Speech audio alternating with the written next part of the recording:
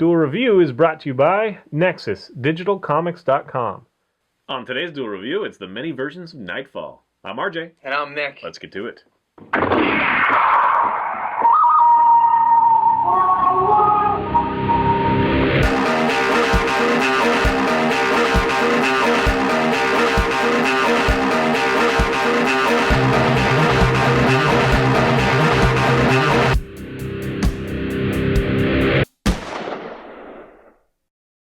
Hey guys, welcome to Wednesday the 23rd of January. We are doing Nightfall. That's right. 2011 AEG. Here it is. Oh. And I mainly picked it up because I'm a fan of vampires. And I like, werewolves too, okay. I I love like werewolves. creepy night things. And I like the art. And I like the name. I like thriller. It was a little pricey when I picked it up. I think it was like $45 or something. But that's about in line. It's, $5-10 more expensive than a lot of games. This game apparently is very big in Germany, which game isn't. Most games are, big in Europe that aren't big here, and that's kind of the case here. It's definitely a fun game. I think if you missed it, it's one of those deck building games, but it has a mechanic where you directly attack each other using minions. So I really enjoy that part of it. But having said that, it does get kind of confusing. Now, we're not going to go over the instructions very much. We're just going to give you mostly our impression, but I will go over a quick run through of how you play the game, just so you know what we're basing our judgment on. And so, anyway, this is the box. The rule book is here, and it's fairly thick, and it needs to be. I wish that there was an easy kind of turn-by-turn thing. And that's actually why we're going to be reviewing the iOS version as well, because it tries, but it doesn't really get there either. But this is one of those games that you read it through the first time, and I've had this game for a long time, but we didn't want to review it because we didn't have the 100% grasp on it. It took a while to really, it's like, I think we're playing this right, but I'm not totally sure. So finally, when they released the iOS version, which was not very long ago, and played it, and it's like, oh yeah, okay, that's exactly how we should be playing it. Now, the core game, like I said, is a deck building game. It's got great characters, great art. Why don't you show off a few of those, or just, whatever. I know you're not going to see very much of them. You can go online and look at them, but they're just really good production value. I really enjoy them. There are a lot of unique characters. How you start the game is that you have a starter deck, and that's the other deck. Now, these are low-cost cards. In fact, they cost no influence, which influence is your currency for recruiting. And Influence being this number right yeah, and then let's say Bad Smoke, he can block a lot, but he has no attack. And then you've got some that allow you to put another card in your hand, or exile a wound from your discard pile, or a card from your discard pile, or draw 2 cards, or that sort of thing. So they're very basic cards. There's also 2 of them that are very useful. One of them is to deduct 2. What's his name? JJ McTeague. And he takes 2 off of an opposing minion, so he hits them twice. And then there's also the other ones that attack the player directly. Keep going. There he is, right there. Enraged White. Which he will attack the player directly for 1 point. So these are the most valuable cards. Now, the card's anatomy is such that this is the fight points in this corner. You've got the health points at the top. And then in the card game, the physical card game, you would turn them possibly. If they have more than 1 point at the top, then you'll turn them to show that it's been hit. So that was smart of them to do. Yeah. But it's also very confusing. The iOS takes care of that, which is nice. Anyway, they also have these moons up here, and they have a big moon and a small moon. Some of them have 2 small moons, which all the other cards that you recruit, I think all the other ones, have the 2 small moons. And they're all different colors.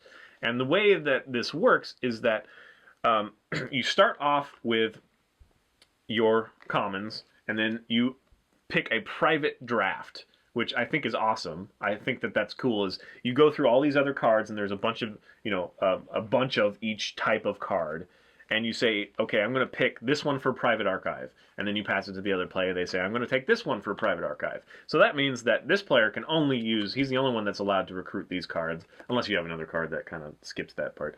And then the other player can only use this card, and you pick 2 that are just you. So that's cool. I really enjoyed that as well. I think that's a great, brilliant idea because that means that not everybody's going to have, there is some strategy there in who you pick and also some luck in the order that you're picking because there are some really badass cards that take, like 2 damage to target player like directly kind of thing and one that resurrects a card and puts it back in the top of your deck and all that stuff. So that's a lot of fun. Then the rest of them you choose which card you're not going to play with and discard that, and then you put another card into the common archives, or which you can all draft from, right, based on the influence that you have. And again, the influence cost is in the corner here. And you have to have that much influence in order to recruit the card, put in your discard pile, and it'll come up eventually. So outside of that, what you do is you build your teams up, and you'll start chaining. So let's say that I have this card and this card and this card. So first off, you have to choose which one to put down first. Now, the big moon is their primary color. right. So if you put down a red, then you look at these 2 linking colors. There's gray and there's green. Now I need to find a gray with the main color, Right, the big or moon a has to be green gray. with the main, in order to link. So these aren't the best cards to link with. I could link this one first because he has a red moon, and then use this one red. So that's my turn. Those are the ones that I linked. Now it goes around to every other player, and this is like a 1 to 4 player game, or 5 player, I think. And they will chain their characters. So they will start with the last card that was played, and they'll look at the 2 colors, which is gray and green. So they'll look and see if they have a character with a main moon, green and gray. And they resolve in reverse order. So it's like first in, last out. That's right. what they always say. So we'll continue around the board like that, and then, or around the players like that, and then when we're all done, it'll start resolving. And you'll take the character, and some of the characters have immediate effects that you play. Or some of them allow you to gain influence or draw extra cards when you do the recruiting phase or the combat phase. Different rules affect different phases. So you resolve that way. If you are lucky enough to get one of your kickers activated, you resolve that. And there is a lot of magicness in that you can wound yourself to then set up another card for eating that wound and becoming stronger, or using that as a hit point, kind of thing. So you can stack it just so, and even though it seems like that's a bad idea, you're wounding yourself, you're just setting it up for the next turn. And that's another thing, is that's where the real confusion lies, is that once you chain the character, then they become active, but they stay back, and then you attack with your previous characters, and then these ones defend, and so it all becomes jumbled in there. And we were hoping that the iOS version, just like Ascension, would hold your hand during the play. It doesn't. It gives you a lot of verbiage and then kind of breaks its own rules to try to show you how to play, and then you're left still scratching your head. Yep. The thing that I can say is that now that we finally know how to play this game, it is a lot of fun. But it still does get confusing because you have to keep in track of which part of your hand is in this phase and all that sort of stuff. It is very cool though that you continue to block with the same characters as long as they have health points, and then you can attack your opponent directly. Yada yada yada. The expansions are great as well. There's like 4 of them. Which is surprising because this came out in 2011. Right. Yeah, they're doing really well in the expansions. So they're just pushing them out. Again, it's a large barrier to entry. It's a big learning curve, and so again, that's why we wanted to bring up the iPad version, the iOS, which is, it could be Android as well. Neither of us have Android, so I'm not totally sure about that. But here it has some fun animation at the beginning.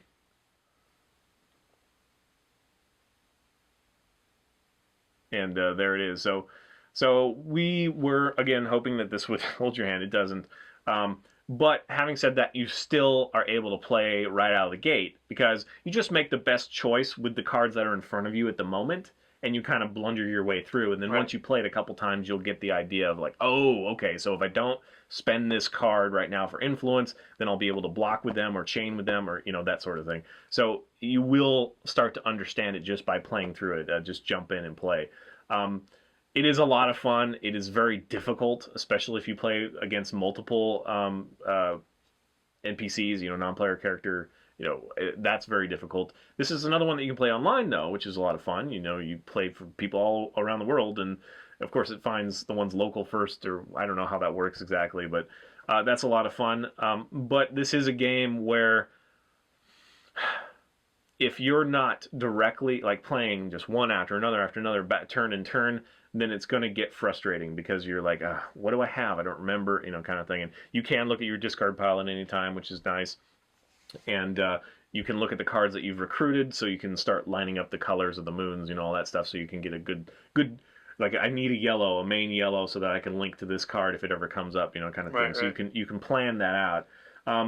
The main goal of the game is to wound your enemies as much as possible. The most wounds at the end of the game loses, and these are the three different types of wounds. There's burn, blood, bleed, and there's burn, bleed, and bite. And they've introduced new artwork for the wounds, which I like much better in the iOS game. There's some in the expansions as well. So you have a reserve of wounds, but that doesn't mean that's all the wounds that you can do, because it lets you finish the turn. So anyway, you're just trying to wound each other as much as possible. And so instead of victory points, it's kind of the opposite. You're trying to do as much damage, and the person with the most damage loses.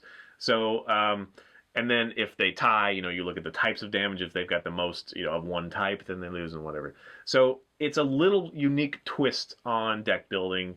The things that I like the most are the ones that are universal, like could be working in other ways.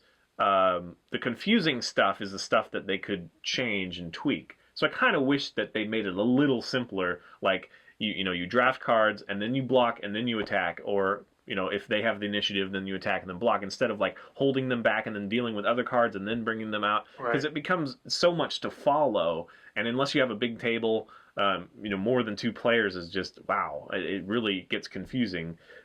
So again, great production value. If you're one of the purists that really just wants to play with a card game, I do say go get it.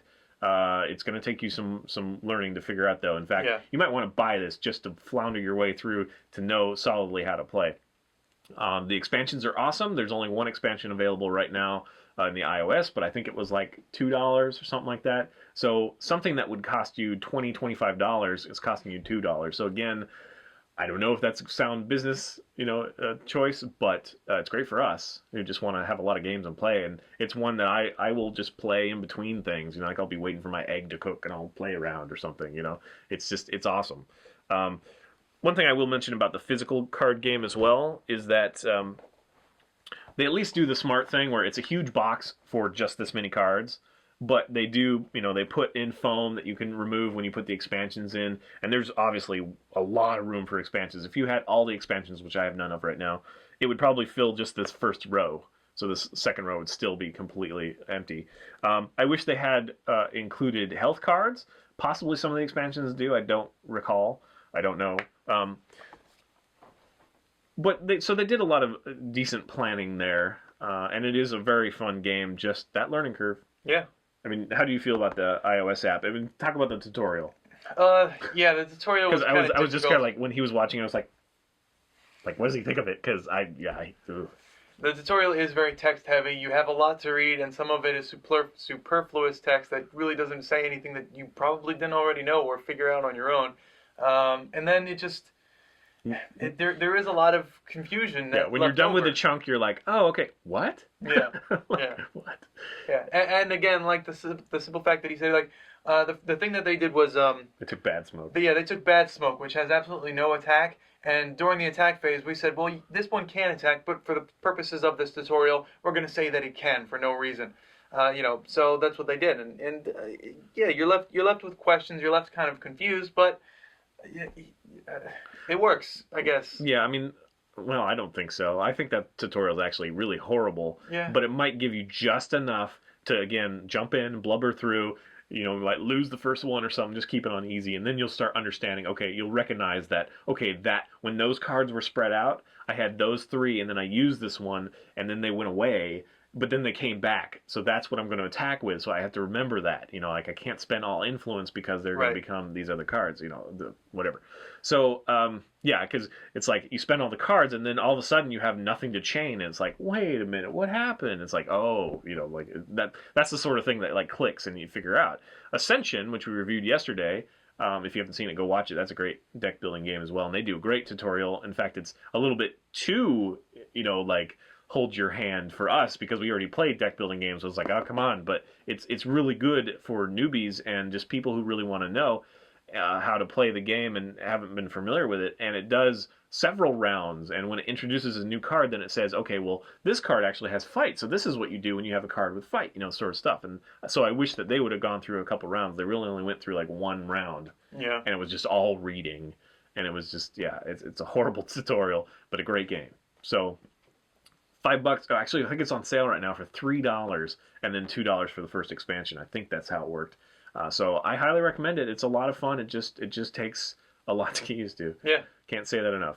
All right, guys. I think that's it. I don't think we have anything else to say. Artwork is great. It's beautiful. Yeah, I like the artwork. And I love that they're keeping the expansions coming out. So hopefully there'll be a lot more. And you know, I can't wait till they come out on the iPad. I'll probably play that a heck of a lot more than I play the actual physical card game. Because a lot of people are like, even when I explain it, you know, and we play around, it's like, wait a minute. Oh yeah, okay. So this, you know, it's like there's like 10 different parts of the fate. Yeah. So anyway, all right, guys. Thank you for watching. Please subscribe to our YouTube channel and watch our great playlists. Game Live's been a lot of fun. Yes, it has. And please leave comments. We love comments. And you can help support us by buying our wares at spiderwolf.com. That's right. T-shirts, a card game, art prints, short stories, and more. See you later. Oh, shot See, that right one was over just it. cool as a cucumber, man. Shot right over it. So I've been like, that's my problem, Scout. Well, you're already up like 600 points. Next up, more Ultimate Hellsing. With Keanu Reeves, it's like a really stale something. You mean like always? Like every other movie except for Constantine, maybe? Yeah, I really liked him in Constantine. He was good in Speed. No, he wasn't. I like Speed. Speed is stupid. What? Well, people are watching us do this. Argue about Keanu Reeves. I love him. I hate him. I also liked him in Parenthood, but that's because he was the, you know, quintessential moron. I don't remember Parenthood. Parenthood? What? Seriously? I don't remember Parenthood. Seriously. Seriously. Seriously. Seriously. You're missing it, dude. Rick Moranis, Steve Martin. Really? Yeah. That's why I was like, really? Do you own it? No. Damn it. I had it on VHS and I never rebought it, but yeah, it's damn good. I don't think I've ever seen that. Parenthood, huh? Hey guys. Hey guys, welcome to Wednesday the 20th.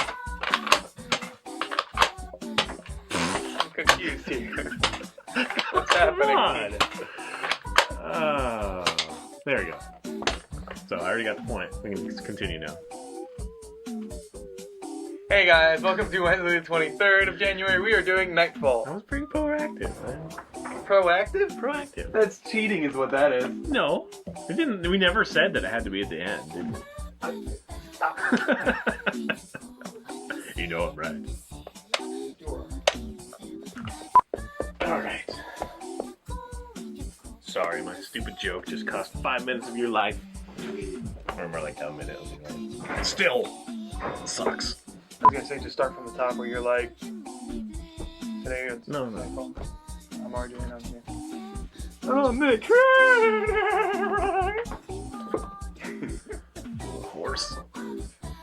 I sparkle when I'm petted. I don't want to test that. Okay. Cool hand loop. Well, you're already up like 600 points. No, I'm not. I think you're back to like 25 now. 25? Yeah. Good job, man. Yeah, okay. Really hard. Hey, this is Nick, and I'm rubbing it in. What are you doing? Rub it in. I have a wound and he has salt and he knows what to do. Yeah. Flavor my beef. What? Pour salt on an open wound. I wouldn't do that. I'm not a dick. You call me a dick, man? I did not call you a dick man. Stickman. I'm sorry, that sounded like I needed a trumpet.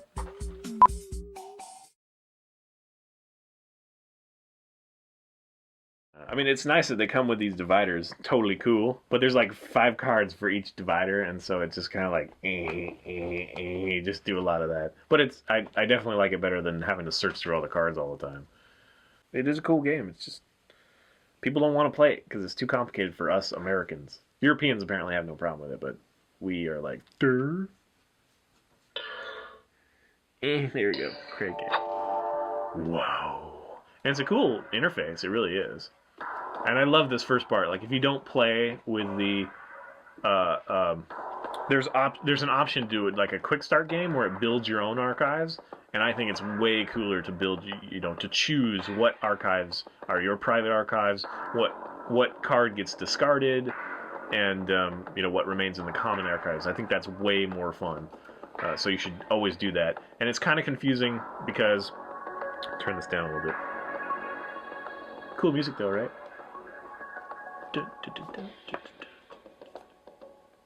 Kind of dark and cool. Ding, ding. Okay, so anyway.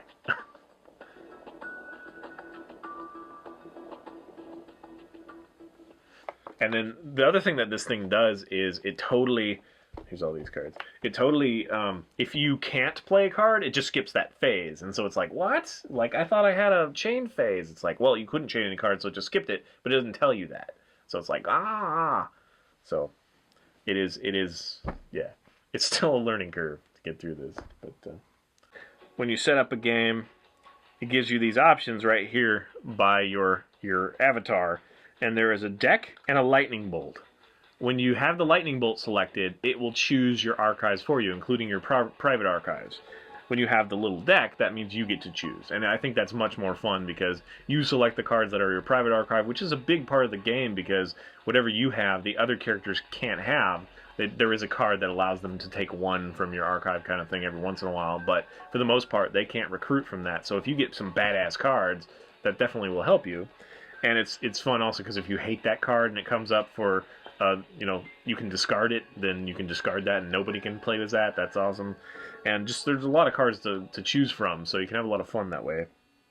There's still enough chance, and it randomly selects the cards you have to choose from anyway. So there is some randomness in there anyway. It just gives you a little extra strategy, so I think that's cool.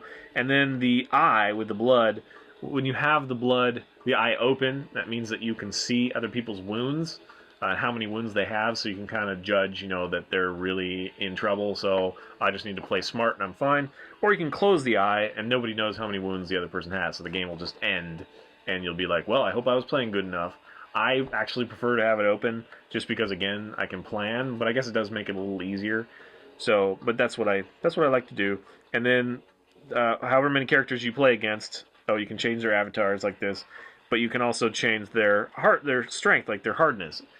This is impossible. Like the red, really hard. It is very hard to win a game against these guys. 2 can be done, but it's very, very challenging. 1, you almost always win. So it's between 1 and 2, and it's kind of one of those things that it's a little bit too hard in 2 for me and way too easy for 1, so it depends. Sometimes I'll play with like 2 other characters on 1 because that makes it more difficult, or if I'm just playing a single player, I usually do 2. But it is difficult. It does ramp up the difficulty significantly. So, anyway, that's that. Here's my first expansion, and then also, I haven't unlocked them because I haven't played enough, the iOS, but there are promo cards that you can unlock just by playing, so that's cool. You win enough times and it'll unlock the first one, and second one, third one, whatever. And then the first expansion is available now. It's pretty awesome. Martial law. A lot of fun. Are you done yet? I'm working here. Seriously.